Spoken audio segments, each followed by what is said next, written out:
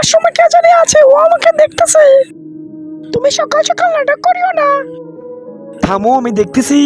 ভূতের কি শরম নাই? এইখানে কে আছো? আমি আমি এখানে 50 বছর ধরে বসবাস করি। আচ্ছা ঠিক আছে, তুমি এখানেই থাকো, কিন্তু ওয়াশরুম পরিষ্কার ঠিকঠাক মতো হতে হবে। কি হইছে? আরে আমি জানি না, একটা ভূত ভিতরে আছে। ঠিক আছে তুমি থামো, আমিও দেখতেছি। আরে ওদের দুজনের কি ভয় লাগে না? এইটা আমার এরিয়া, পায়খানা আমার কবজাতে থাকে।